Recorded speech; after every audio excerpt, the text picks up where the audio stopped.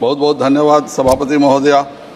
आपने मुझे माननीय निर्मला सीतारमण जी द्वारा प्रस्तुत बजट के स्वास्थ्य मंत्रालय के अनुदानों पर चर्चा करने के जो अवसर दिया, उसके लिए मैं आपका बहुत बहुत आभारी हूँ।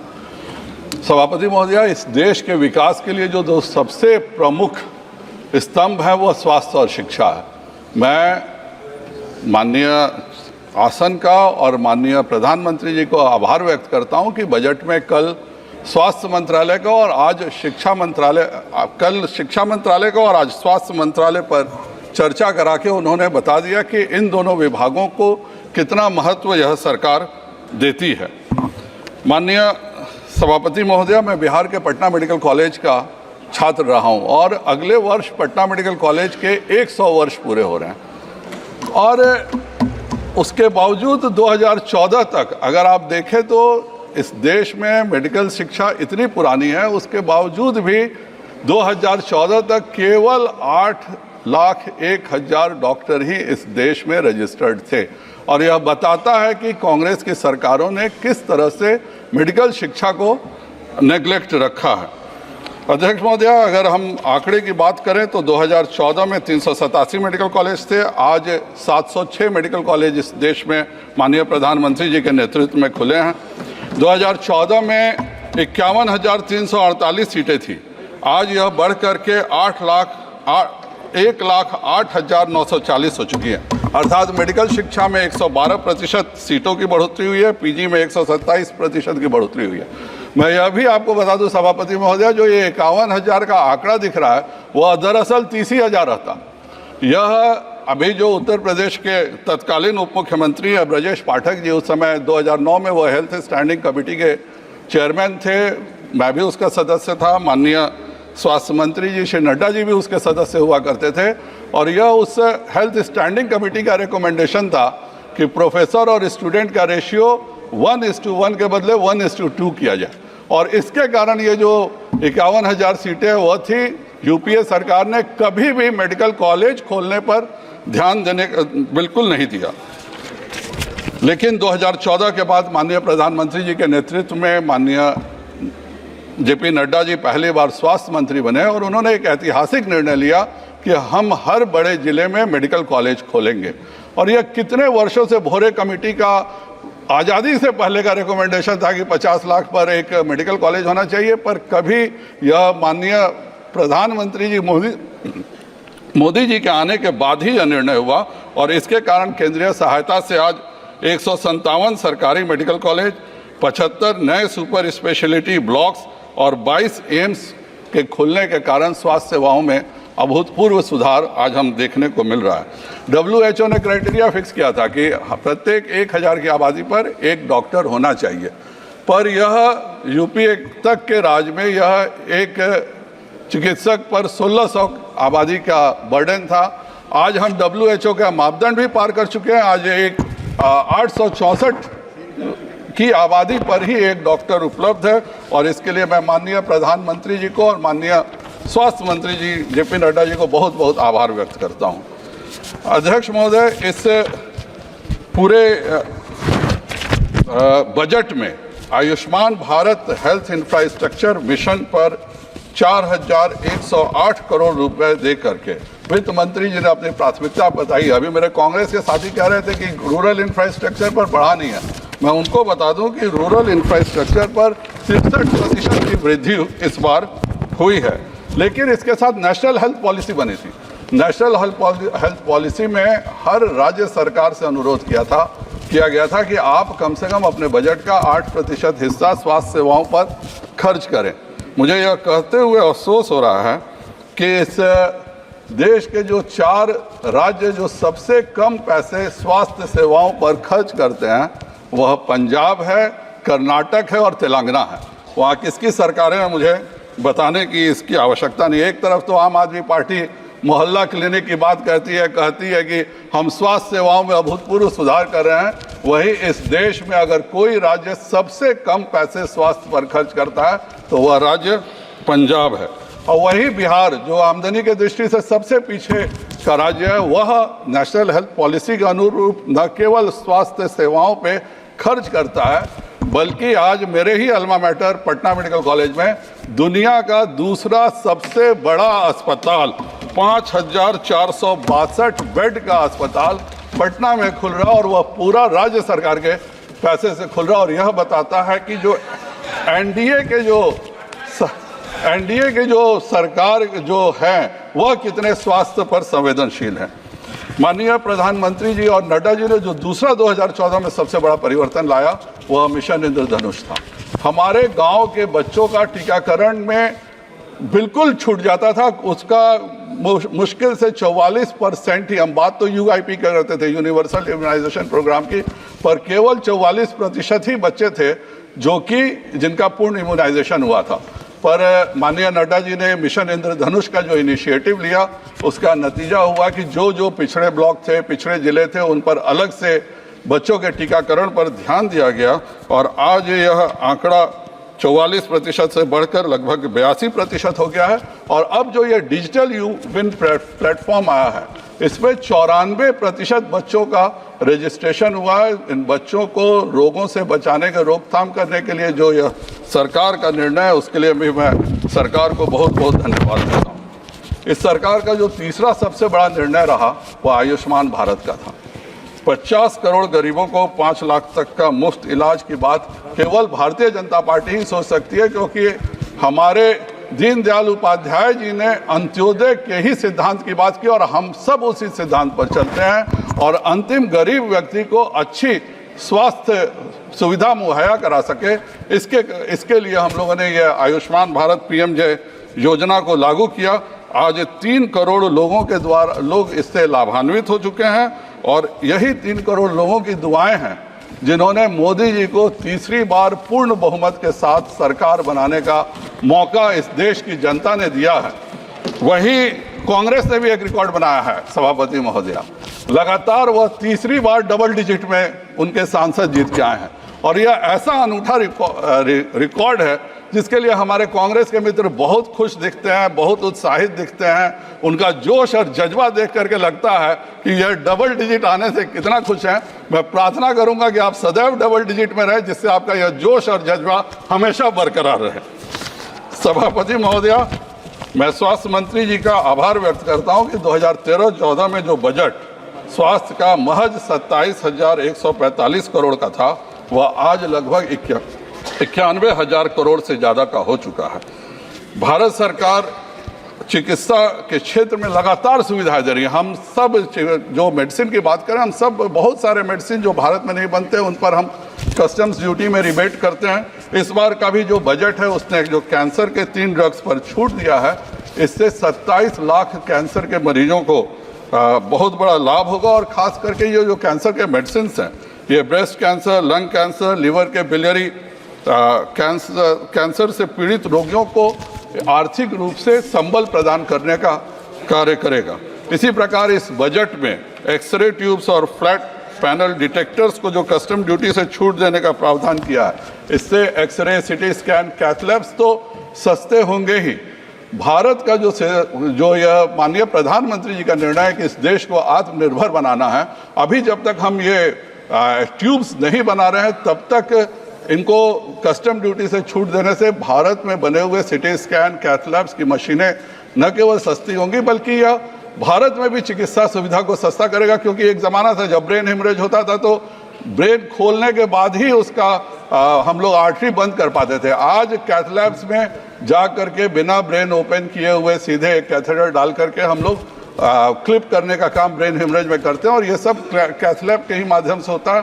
तो ये जो फ्लैट पैनल डिटेक्टर्स के कस्टम ड्यूटी से छूट दी गई है उससे यहाँ भी मरीजों को मदद मिलेगी और मेक इन इंडिया अभियान को भी बहुत बड़ी गति मिलेगी। माननीय प्रधानमंत्री जी का एक और बहुत बड़ा निर्णय था 2019 में कि उन्होंने केमिकल एंड फर्टिलाइजर मिनिस्ट्री और हेल्थ मिनिस्ट्री दोनों को एकीकृत कर दिया। यह इतना बड़ा निर्णय है क्योंकि जो फार्मा जो है वह केमिकल फर्टिलाइज़र के अंडर में आता है और स्वास्थ्य सेवा बाकी सभी चीज़ें स्वास्थ्य मंत्रालय के अंडर में आती है। तो हमेशा यह कन्फ्यूजन भी बना होता था, कार्य भी अच्छा नहीं होता था। और हम कहने को तो बोलते थे कि हम pharma capital of the world हैं, पर सही माने में हम pharma packaging capital of the world थे। IDPL जैसी सरकारी कंपनियों को बंद करके सारे रॉ मटेरियल्स चाइना चले गए थे।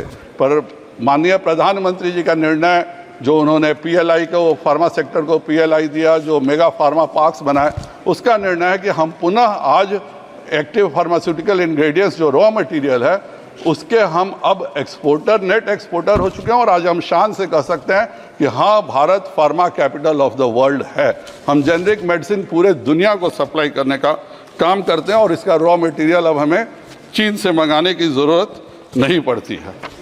उसी प्रकार सभापति महोदय, इस बार स्वास्थ्य मंत्रालय ने लगातार नॉन कम्युनिकेबल डिजीजेस पर बहुत ही ज़्यादा ध्यान दिया है।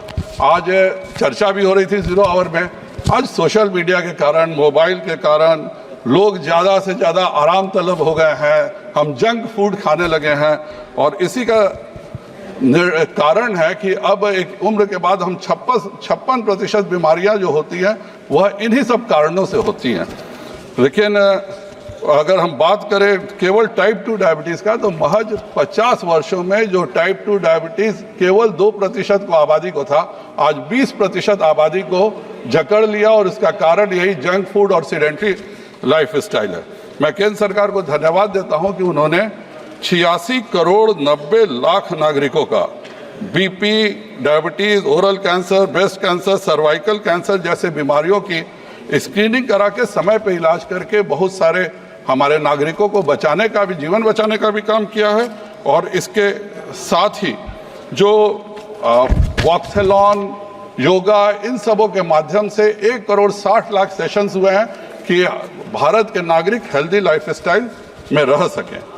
इस बजट में हमारे कांग्रेस के मित्र कह रहे थे कि रूरल के लिए नहीं है, लेकिन 87,956 करोड़ रुपए प्राइमरी हेल्थ केयर को ही मजबूत करने के लिए दिया गया है।